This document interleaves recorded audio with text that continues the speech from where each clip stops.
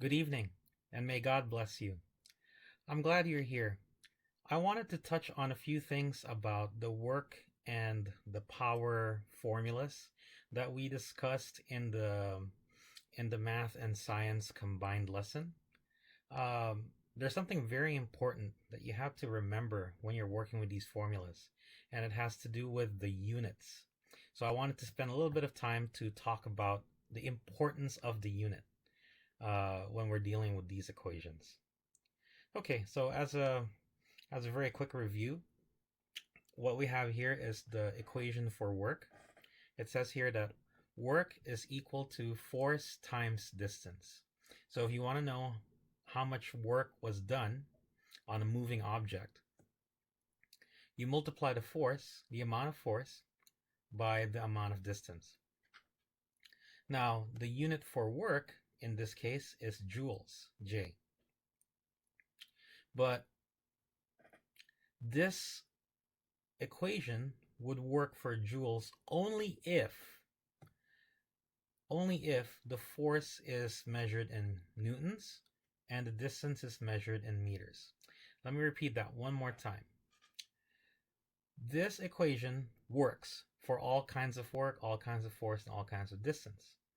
But the output will only be in joules only if, the force is in newtons and the distance is in meters. Okay, so I said that twice. And we will see an application of that in the two examples that I have on this page. But before we do that, let's take a detour to the upper right side of this sheet, and let's examine what would happen if the force were to go up, but the distance were to stay the same. What would happen to the work? Well, since force and distance are multiplied together, right? If distance does not change, but force goes up, we'll see that the work will go up. Okay? So remember that. If the amount of force goes up, then the amount of total work would go up. That makes sense. If you push harder, you're doing more work, right? So if force goes up, or if force increases, then the work increases. Okay. Similarly, if the distance increases, what will happen to the work? Will it also increase? Remember, force and distance are being multiplied together. Now, usually, when you're multiplying two numbers and one of them gets larger, the whole thing gets larger, right? So when the distance increases, then the amount of work also increases. Let me repeat that. I think I might have said it incorrectly. If the distance increases while the force stays the same, then the amount of work increases. I want you to keep this in mind as we look at our two examples.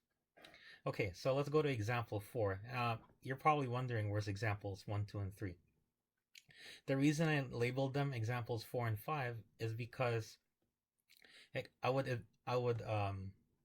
imagine you've already seen examples 1, 2, and 3 on the work and power worksheet.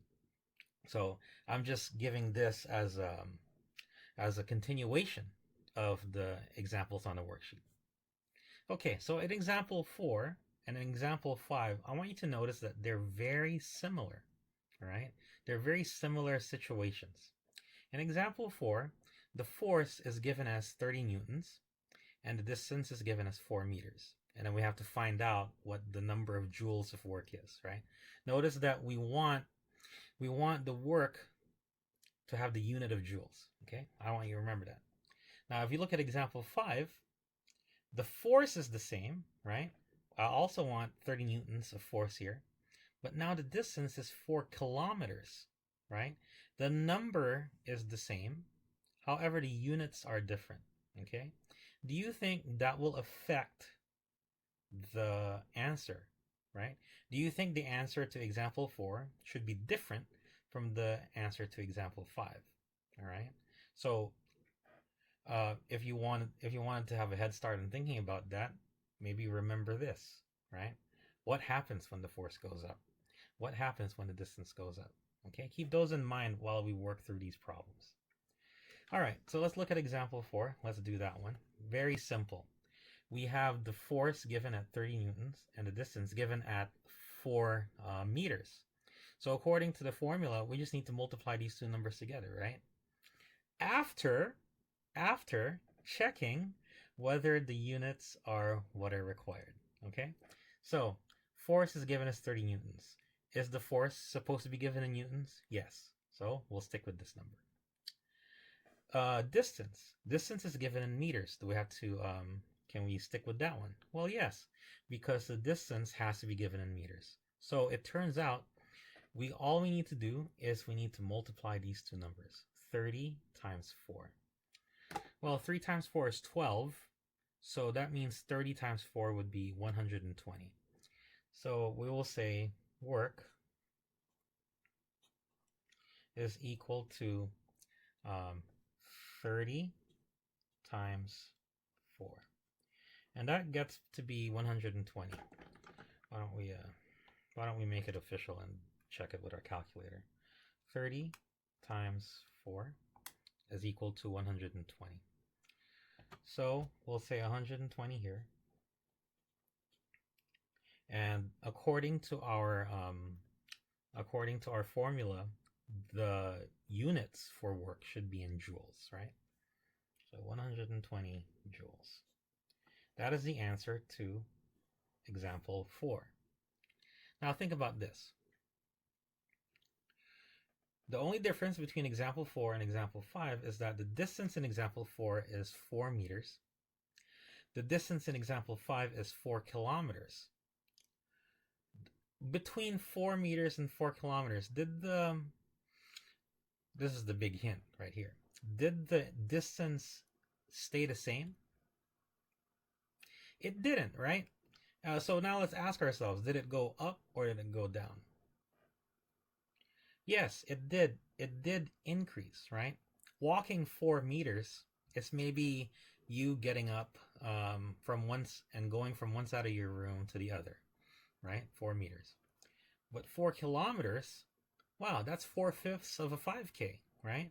That's probably, I would say, if you were starting to walk from one end of, yeah, that's probably like one end of Hotel Road to maybe like 3/4 of the way to the other end. That's quite a long distance, right? So what would happen what would happen to the amount of work if the distance increased? Yes, you're right. The work should increase as well, right? So we should expect the answer to this be bigger than 120 joules because there's more distance. So you're gonna probably say the first time you see this problem, you're probably gonna say, well, this is 30 and this is 4. I'll just multiply those, right? Because it says 4 times the distance. But if you do that, you're gonna get 30 times 4, and which we know is 120, right? So the issue is we have the same two numbers in these two examples, but the units of this is bigger than the units for this. So that's why these two problems should have different answers, because the unit for distance here, right, is different. And as we said, we should expect a bigger number here. So what's the first thing we need to do? Take note that the force is already given in newtons, so we don't need to do anything here. However, here we need to somehow convert this into meters, okay? Because meters is what the equation needs. So how do we convert from kilometers to meters? I know that there are 1,000 meters in 1 kilometer. So maybe let's write that down first. So 1 kilometer is equal to 1,000 meters. Okay, 1 kilometer is equal to 1,000 meters. So you can probably already see we could set up a dimensional analysis for this, where we could make this into a fraction, right? Actually, let's do that just so we could review that skill.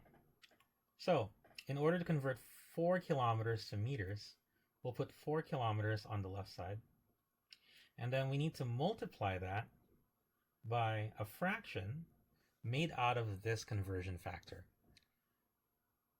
So, in order to convert this to meters, right, we need to be able to cancel out the kilometers, which means that this measurement, 1 kilometers, should be on the bottom. I'll show you why in just a minute. Now, since 1 kilometer is on the bottom, we need to put 1,000 meters on the top. What that allows us to do is to cancel the 2 kms here, the kilometers here. So I'm going to cross this out, and I'm going to cross this out, and the only unit left is meters, right? So the next step is to figure out what to do with 4, 1,000, and 1. Now 4 is on the top. 4 is a numerator, right? You can always assume that because it's a whole number. So for example, 4 is equal to 4 over 1. 19 is equal to 19 over 1, because 19 divided by 1 is 19. 4 divided by 1 is 4. So imagine that this is over 1. This is on top. So 4 and 1,000 are on top, and 1 is on the bottom, which means that we need to multiply together 4 and 1,000, and then after that divide by 1. But 4 times 1,000 is just 4,000. So let's put that. And then the only remaining unit is meters. So there you go. In general, when you're doing something like this, whenever you have numbers on the top and numbers on the bottom, the numbers on the top get multiplied together, and then you divide them by the numbers on the bottom. So had this been, for example, 2, then you would have said 4 times 1,000 divided by 2. Divide all the numbers on the top by all the numbers on the bottom. Okay, so that's the general idea of how to do this kind of problem. Okay, so can we now work with 30 newtons and 4,000 meters? Yes, we can, because the force is now in newtons. Well, actually, it's always been in newtons, and the distance is now in meters. So now we can do the same kind of calculation we did in example 4, which we should do now. Work is equal to 30 newtons times 4,000 meters. Okay, and turns out that that's equal to, well, 3 times 4 is 12, and I'm counting 1, 2, 3, 4 zeros. So that's 12 followed by 4 zeros. Let's give that a check. So 30 times 4,000. You see? 12 followed by 4 zeros, or 120,000. So let's write that. 1, 2, 0, 0, 0, 0 joules. Right? 1 and done. 2 and done, actually. Right? All right, let's see if our answer makes sense. Remember, there was more distance here than there was over here. So, should we expect the work to be bigger, the amount of work done to be bigger on example 5 than it is in example 4? Why, yes, because as distance goes up, the work goes up. See, not only is it beneficial for you to remember these two forms of the equation, it's also important to know things like this, you know. This is like a shortcut or a quick way to know if you did the equation, or if you carried out the calculation correctly. There's a name for something like this. This is called a sanity check.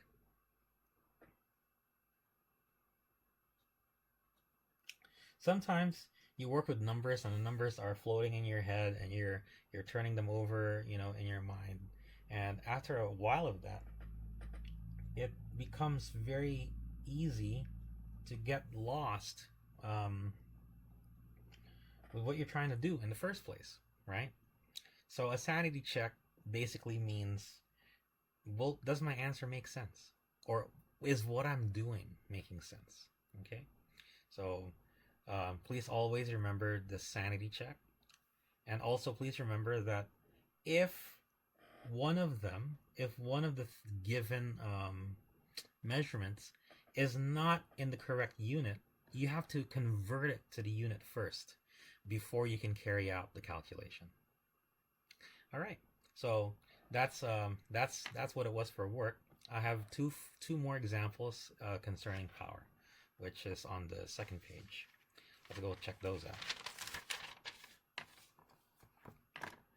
All right, so power is equal to work divided by time.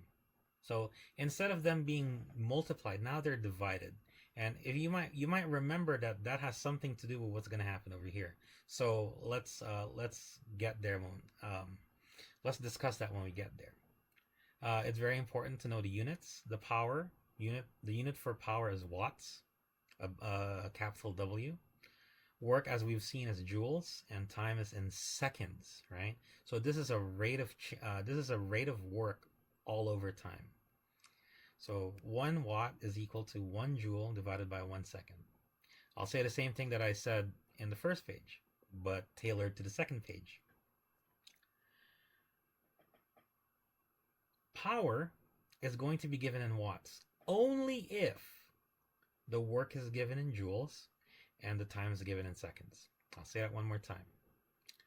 The power will be in watts only if the work is given in joules and the time is given in seconds. Okay? And if they're not, you have to convert it, right, in order to be able to do the calculation. All right, very quickly, let's try doing this.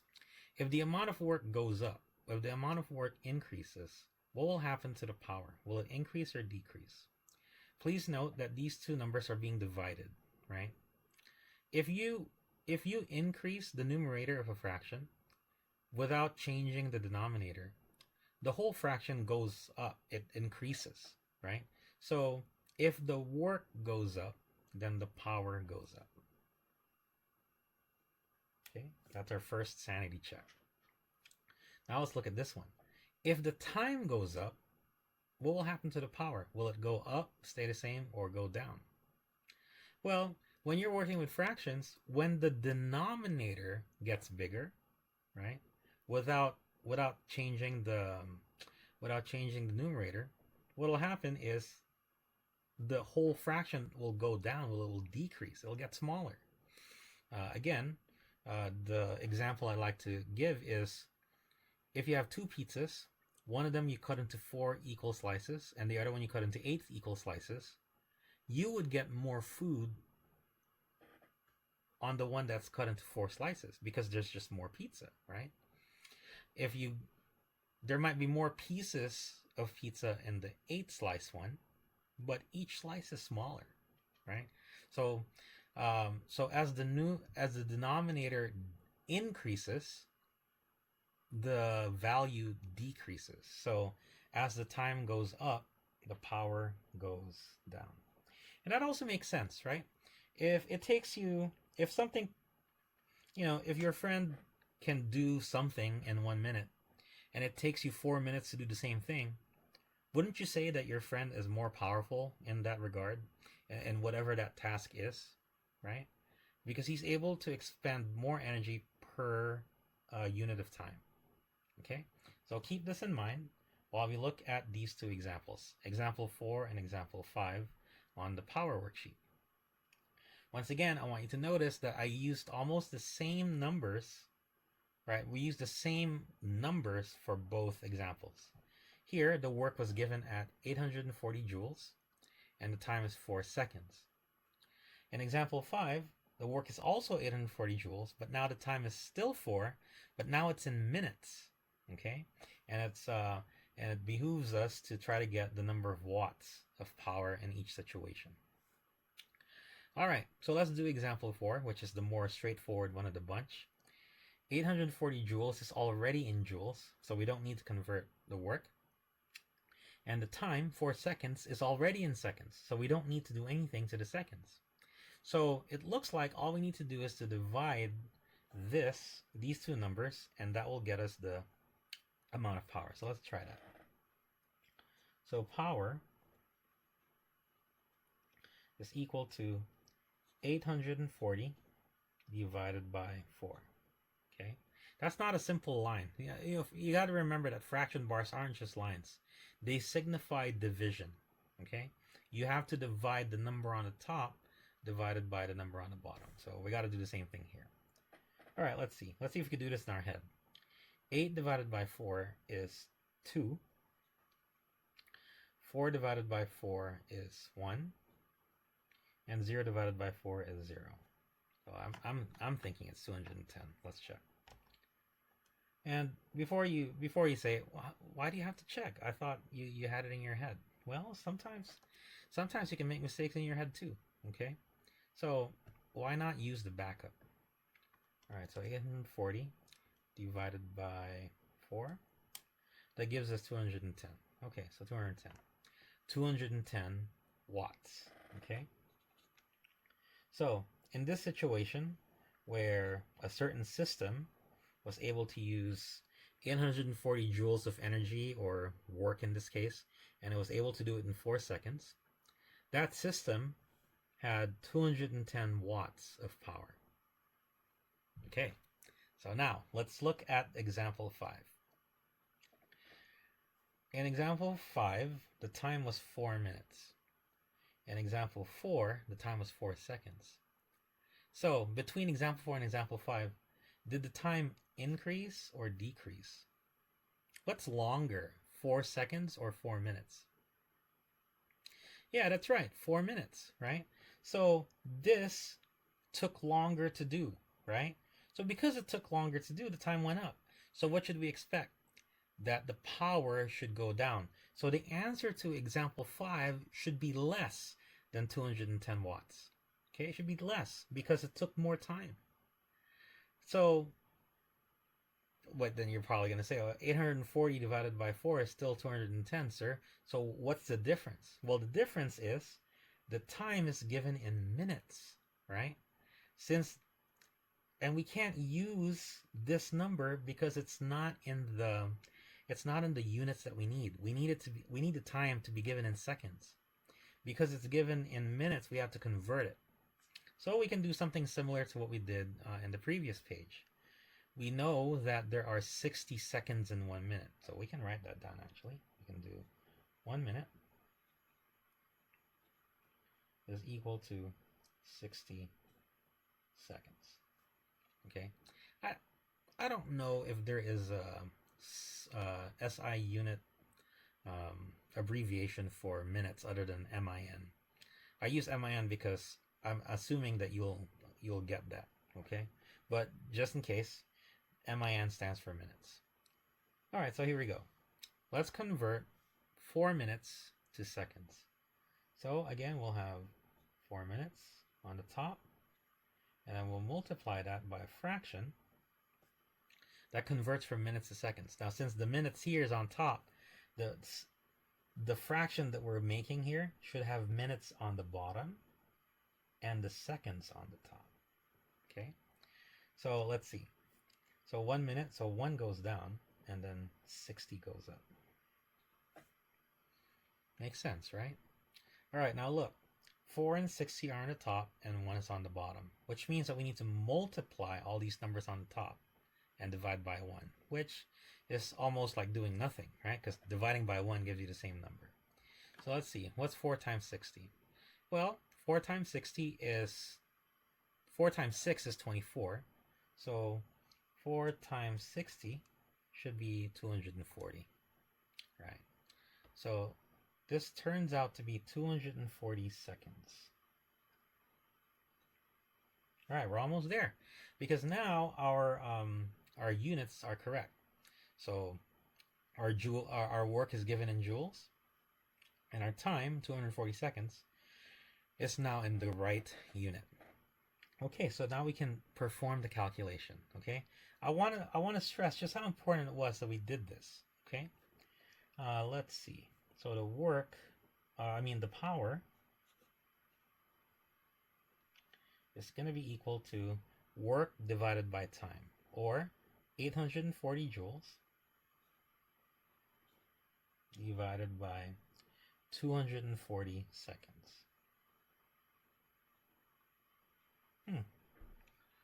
Well, 240, well, if we estimate it, right, 800 divided by 200 is 4, right? But this is actually 240. I would expect this to be a little less than 4, all right? So let's see. Let's use the calculator.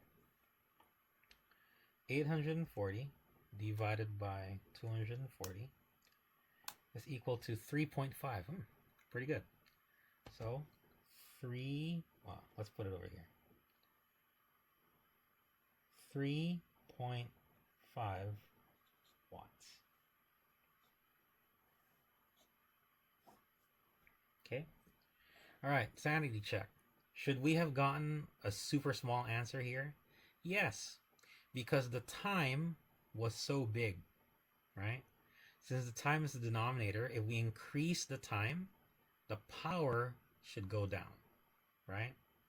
So that explains why the answer to example 4 is 210 watts, but the answer to example 5 is 3.5 watts only. All right.